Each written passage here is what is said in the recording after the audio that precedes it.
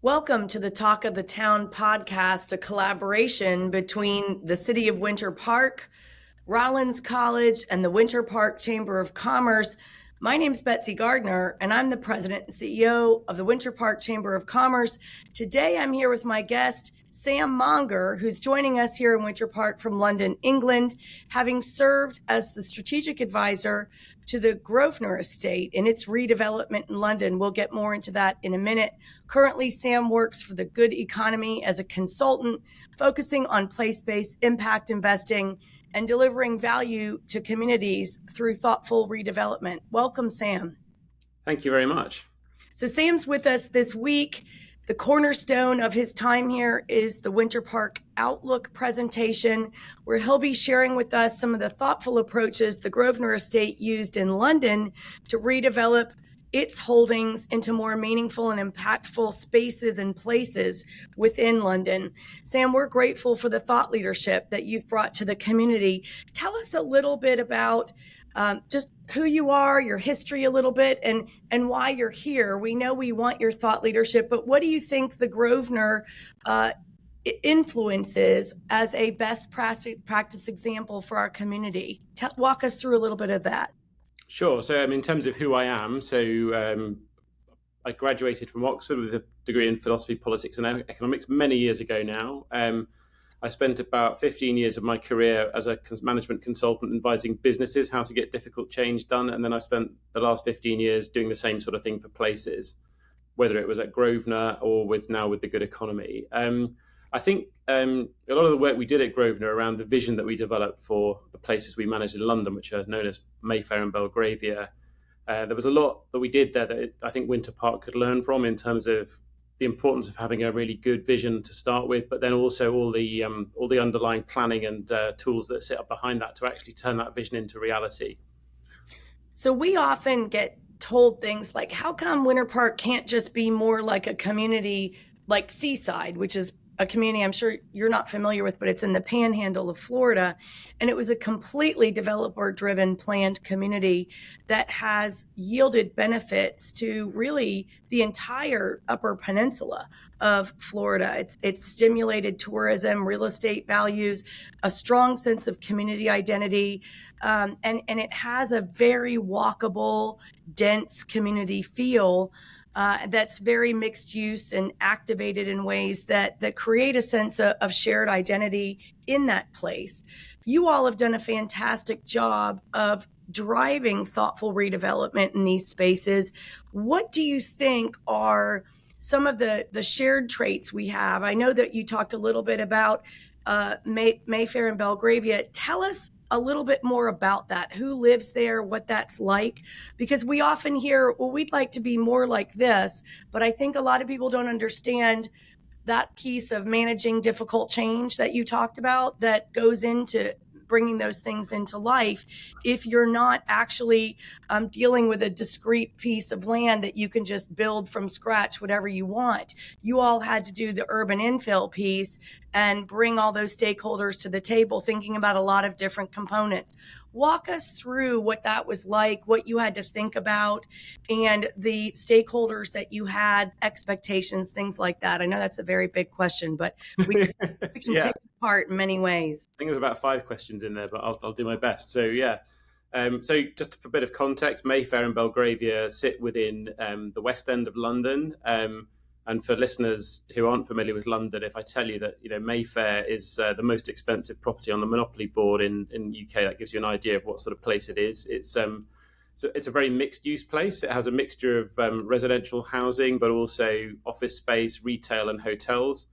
And within that residential space, there's actually a really polarized mix of people. So we've got some very literally ultra high net worth, internationally mobile people at one end of the spectrum. And then at the other, we have what you'd call public housing. We have quite a few people who live in that sort of housing within a particular corner of that. If I call it an estate, just to be clear what an estate is for American listeners, so this is like an area that's owned by a particular landlord, and that's one of the interesting characteristics of London is that there are a number of such estates where a particular landowner has owned that piece of land for often hundreds of years. In Grosvenor's case, about 350 years. And the Grosvenor holding, just giving a sense of scale, was about 300 acres altogether. It was originally farmland, and it was built out from the time of the Great Fire of London in 1666, and has been going through a constant process of redevelopment over its history. And one of the challenges with that is, of course, you end up with a lot of heritage architecture within a parcel of land like that. And so that becomes both a blessing and a curse, because the blessing being that you've got a really distinctive part of London that no one else could replicate today, and that you want to really capitalize on the value of that. But at the same time, you have to recognize that it needs to keep changing and evolving to meet the needs of a dynamic city like London. So, as you said, we had a very diverse set of stakeholders we had to manage. We had some extremely opinionated residents to work with, not all of whom agreed We with don't each have other. any of those here in Winter Park. No, I'm There's sure no you don't. It's a similarities. very rare phenomenon, I know. But no, they often, as I say, they couldn't always agree amongst themselves. But then we also had a lot of small business owners, where they're sort of, I guess, what you call mom and pop retailers. People who've only got one or two stores, but also hedge funds and very sort of small but very valuable financial services businesses. So really quite diverse mix of stakeholders. And then, of course, all the people who come to work on the estate every day, a huge working population that would come in and out of that parcel of land. So I guess the first thing you have to recognize is that this place does not have one audience. There's many audiences who all need to be taken into account. And so, yeah, I guess the core of what we did was a very broad-ranging consultation exercise across all those groups, as part of which we had to recognize we couldn't satisfy all of everyone's needs, but there had to be compromise. But we just had to be very open about that and be clear about what we were going to do and what we weren't going to do. So I love this answer, because there's so many similarities in what you're talking about. Your kind of your mission in Mayfair and Belgravia is so much of what we're wrestling with here. You used the word place several times in that answer. Yeah. Could you contextualize for our listeners what place means to you as a strategist with respect to real estate, and why we might focus on place here in Winter Park? What does it mean? Certainly. Well, I think it's it's something that I've got more and more into over the last 15, 20 years. And I think the more you get into it, the more fascinating it is as a kind of unit of currency, because I guess one of the themes of my talk is going to be around how places are effectively a network of systems that play out, that affect people's lives. So if you think about all the things that affect your life as a person, your work, your leisure time, what affects your health, the community you're part of, it's the majority of the things in life that affect the outcomes and the things that you either like or don't like about your life happen in the place where you're either living or working. So therefore, if you want to fix a whole range of societal challenges or make life better for people, you really have to focus on place and how those things play out together, and recognize that you can't, if you're shooting for one outcome, you can't necessarily pull one lever and fix it. It's often there's many outcomes you're trying to achieve, and you need to pull multiple levers at a time to do that. But that all has to be done within that sort of lens of place. And I think you talked about place as a series of nested systems that include natural, social, and economic, right? So I think changing this mentality from whether or not we're going to approve a postage stamp of a project or not approve of it, shifting that mentality to starting to think about place as nested systems, and who are the broad-ranging stakeholders within that nest of systems, that we can change that sort of way we approach the work of reimagining our city for maybe more outcomes for more stakeholders that are accretive. But I think the key to getting that started is something you focused on, which is that systems change model. Can you take us through what the model is, what's required of a community that wants to engage with that model, and what we might kind of start to think about as we think about systems change here? Yeah, sure. So I think the idea of the theory of systems change is that there are a number of different areas you need to think about. So part of it is about how resources get allocated within a community, who gets the money, who gets the land, etc. But it's also about the policy environment. But alongside policy is practice as well. So there's one thing to have a policy, but what do people actually do, and how does that policy get enacted?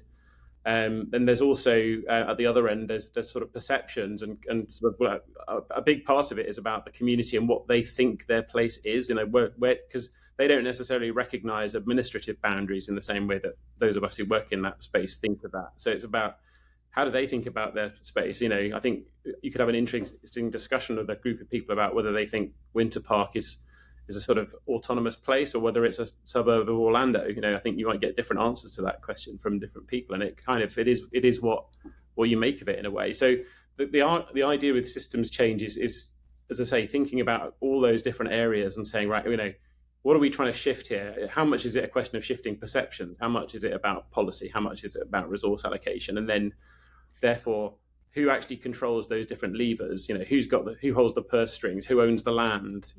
Who sets the policy? And often it's not the same entity that has all of those levers. So this drives you towards the need to have a sort of really strong coalition locally of people working together, which is why having a vision for a place is so important, because it's not the vision of any one organization, it's a vision for that place as a whole that everyone is lined up behind, and they can all understand how they can play their part in working towards delivering it.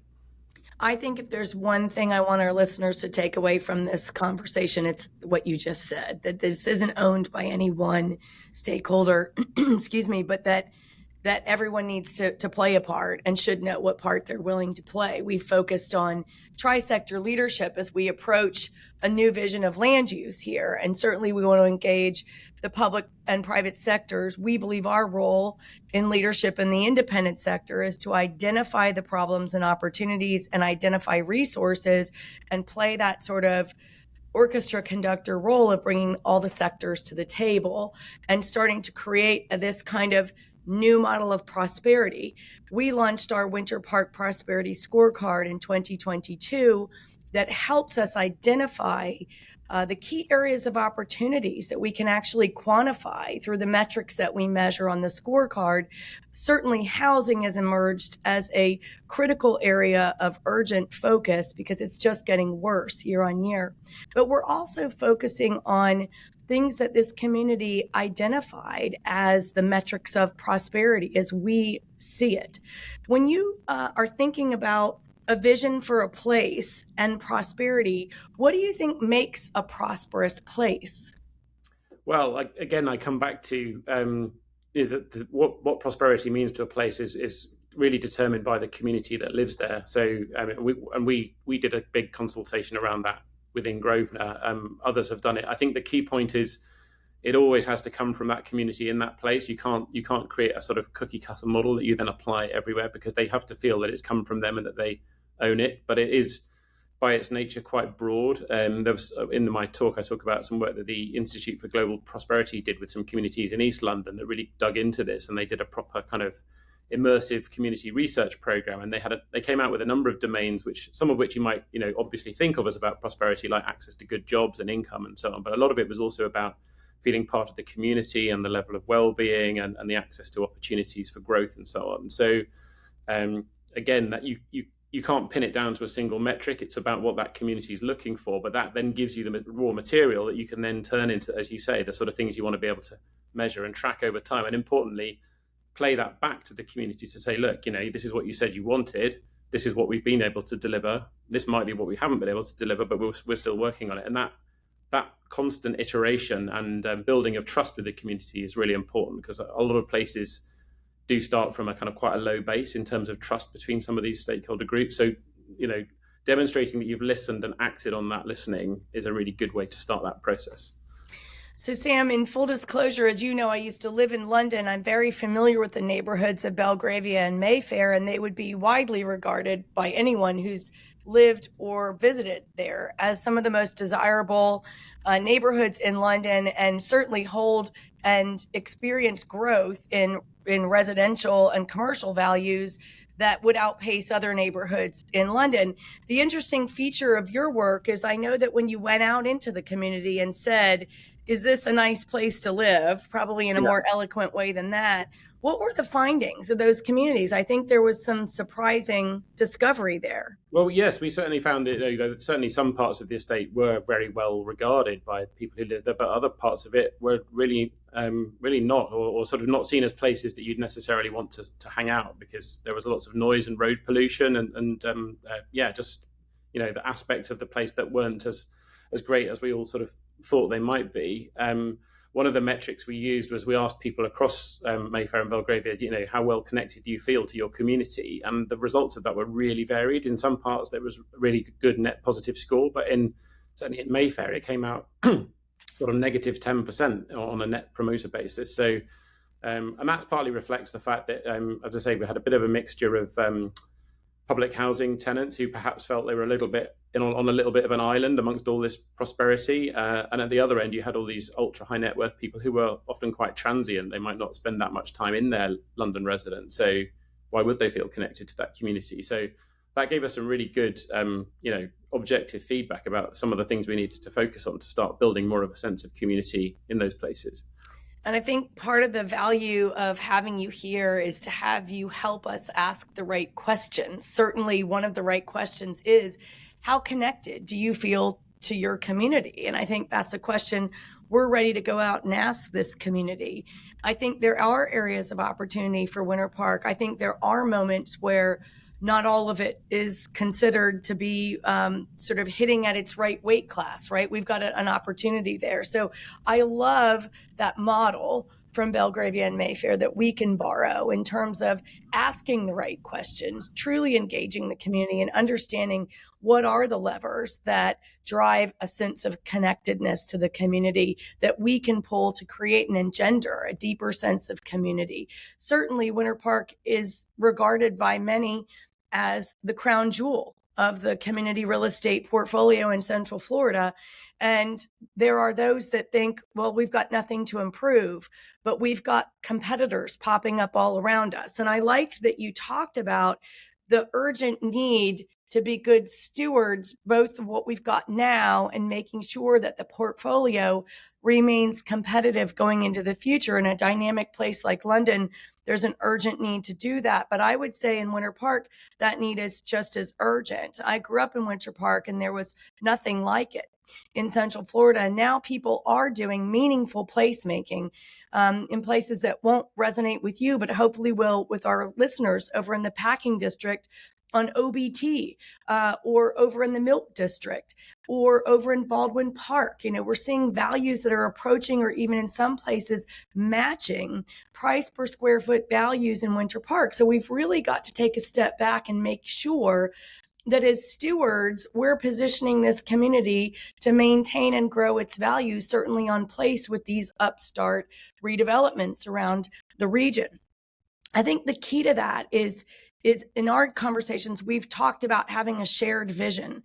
When you all did the work in London, what were some of the drivers of vision there? And what do you think are the keys to enabling a strong vision that can enable our best work on this front? I think from our perspective, a lot of it was driven by thinking about what the role of Mayfair and Belgravia should be within a dynamic city like London. And this in the context being that London was having been through a number of decades where the population was falling, it was going through quite a strong growth phase. So there was a big London-wide pressure on housing and all sorts of other infrastructure. And we felt that, we were in danger of not being seen to play our part in responding to that. We were in danger of being quite complacent about what we already had. We had some great, properties and buildings, but as I say, a lot of the people who lived there didn't really live there on a sort of long-term basis. So we were just looking for ways to kind of demonstrate that we were part of the solution for London, not part of the problem, whilst also holding on to, what was kind of unique and special about us in terms of a lot of that heritage and culture. A big part of it was also encouraging the people within Grosvenor to look outside our boundaries and think how do we compete with other parts of London, but also how do we connect with and kind of work alongside them? Because part of it was about, for example, there was a new train route being planned through London that was going to have a station right on the corner of Mayfair, which was planned for the next few years. It's now opened a couple of years ago, and that had the potential to drive a huge amount of additional footfall of people coming in and around our estate. So we thought, actually, how do we get ahead of that in terms of where we can develop and make space for at least more office space in the corner of Mayfair to show that we're part of the solution, but we're also making money, frankly, off it as well, because that becomes a much more attractive office location. So, Sam, as we continue to start thinking about asking the right questions for Winter Park, which you've been instrumental in helping us get to, I love the simplicity of this question: who is this place for and what do they want? Can you help us understand your approach to a broad mix of stakeholders. I know you identified thinking about existing residents, potential residents, visitors, higher education, businesses, et cetera.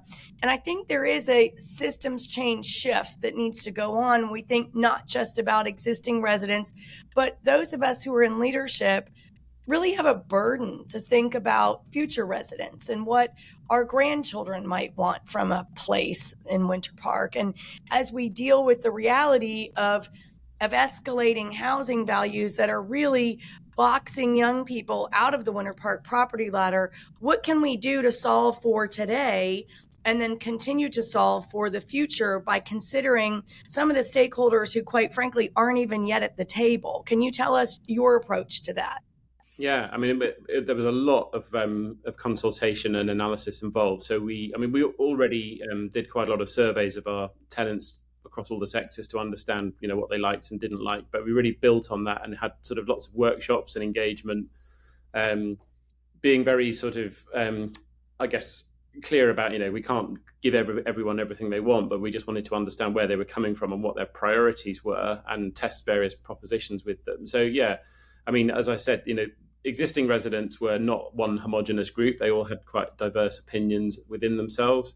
So that was one challenge. But also thinking about what different groups of people bring to the estate as well, or bring to the place.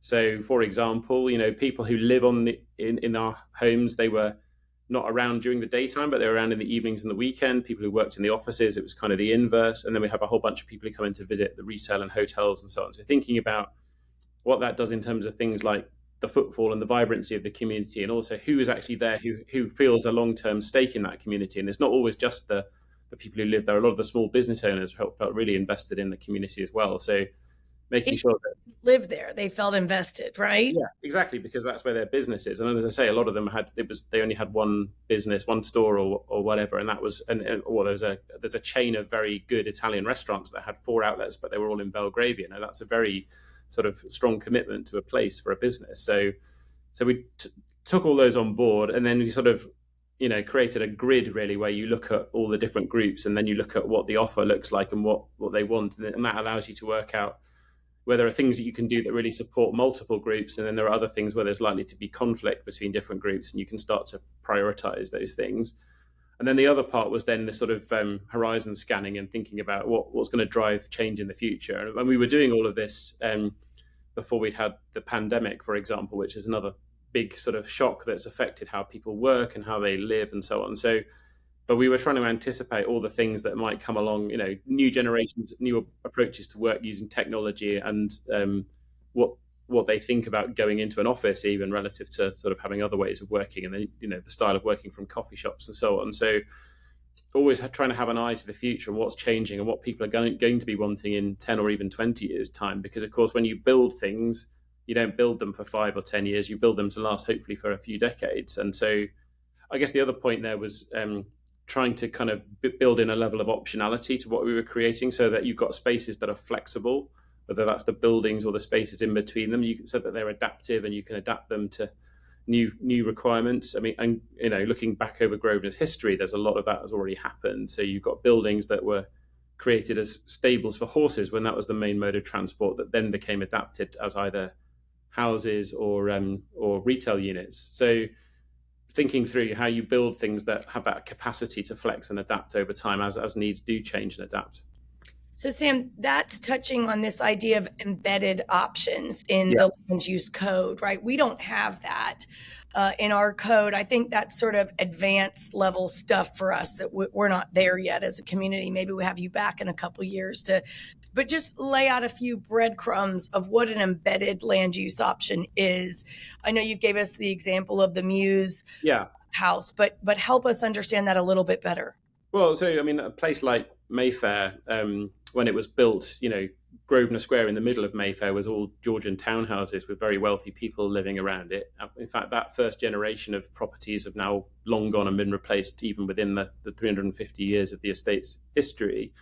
And a lot of them, those buildings were built as homes, but then became embassies and office buildings and so on. So I don't think it was when the original architects designed it, they didn't have that in their plan, but it just fortuitously worked out that that built form is very adaptable. And what that means is, over a long enough time horizon, if the pattern of how people like to use different parts of London shifts, that those buildings have the physical capacity to adapt to that. And this goes back to the systems change point. They've got that physical attribute, but then there's a policy piece that comes with it. And you know, even though current policy and current code may not allow for it, over time there is the capacity to adapt those things. So that's why having a long-term vision that starts off being quite unconstrained and doesn't say what can we do within existing code or existing policy or existing resources. It says, what would we really like this place to be like in the future? And then you work back from that, saying, what are the levers we need to pull to get there?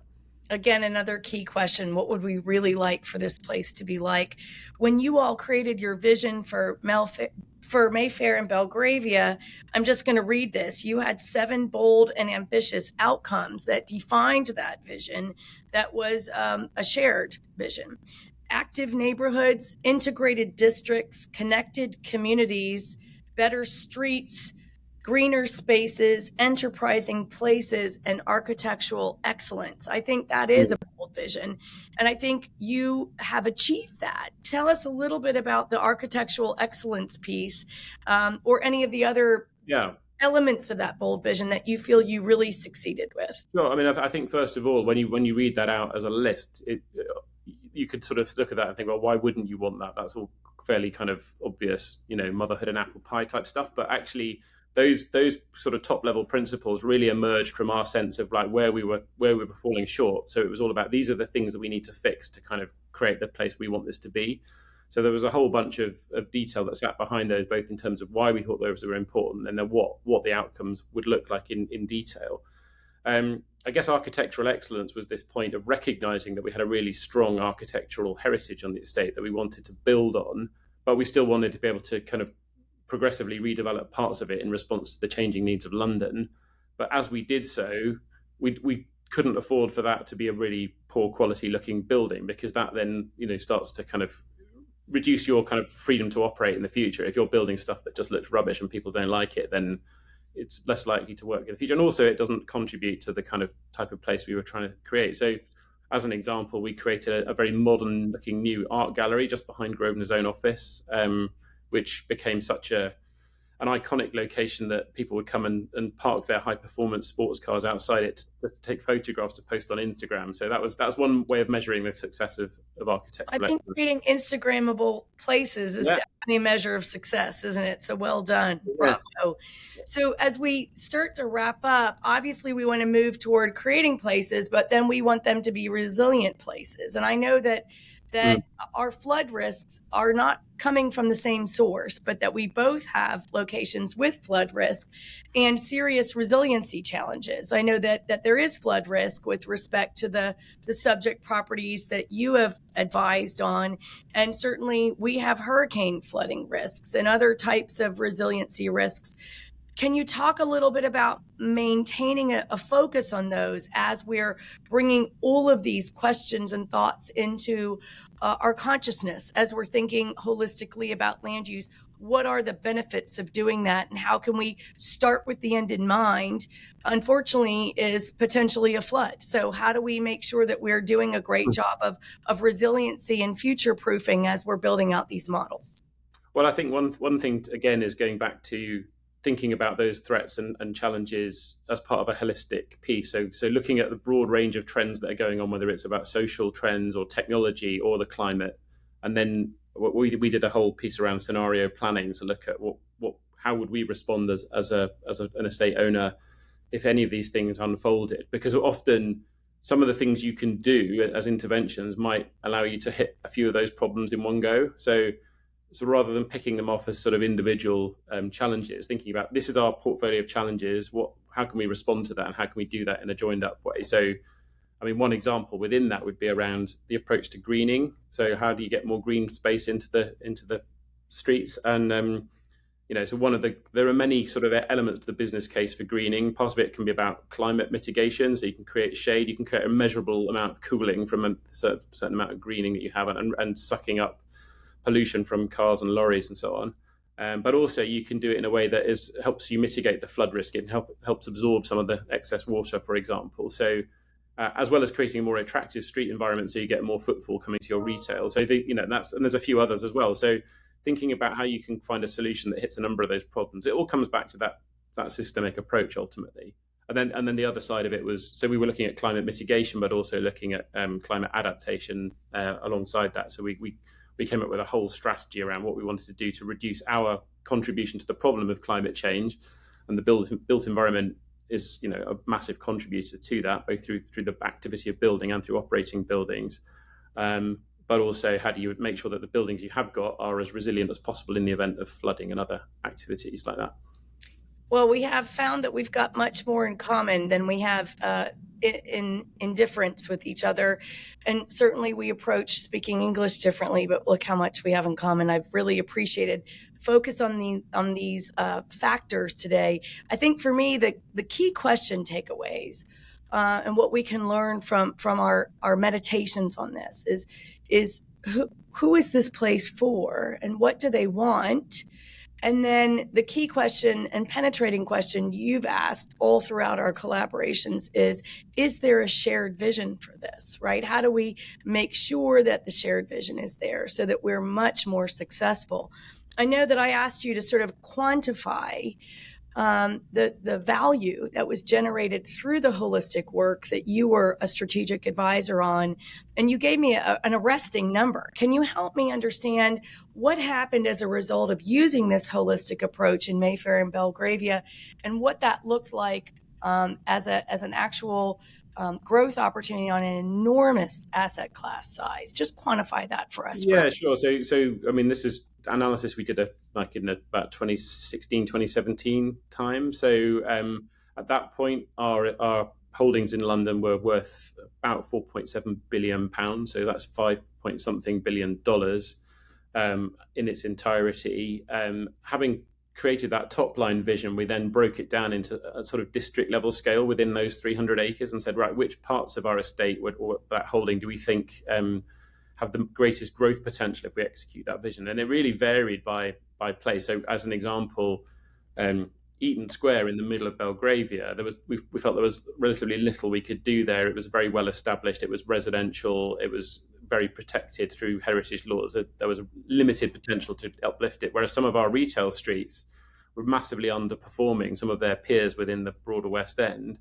In aggregate, across the estate, we thought that the above market growth opportunity was of the order of 28%, and that was a real blend. So in some districts, it was as high as 75%. And that really helped us to target where we were focusing our resources and our efforts to sort of, through the combination of investment and curation of the mix of tenants and a number of other activities. So it really does, having that top level vision really then, you're going down a level, it helps you really think, okay, what specifically am I going to do, and where am I going to focus those resources, and when am I going to do it? How does that relate to wider things going on around it? So really, what you just said is a 28% growth on an almost $5 billion asset class. Imagine what we could do here if we were able to grow our asset class, meaning our taxable value portfolio here in Winter Park, if we had that holistic and thoughtful approach. That's just really amazing. So what I heard you say today in sort of concluding thoughts is we want to start with this idea of place. We certainly want to embrace collaboration through this shared vision. And, we want to be ambitious, bringing all these stakeholders to the table and creating a bold vision. But the important piece is that authentic community engagement throughout.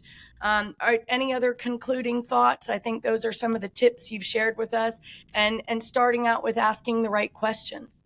No, I think you've summed it up very well. Well, Sam, we so appreciate your coming to our community, sharing the brilliance and wisdom of your experience in Mayfair and Belgravia, and your thought leadership. We know it's going to end up providing benefit to Winter Park in the long term, and we're deeply grateful. Thanks for spending time with us today. Thanks for having me.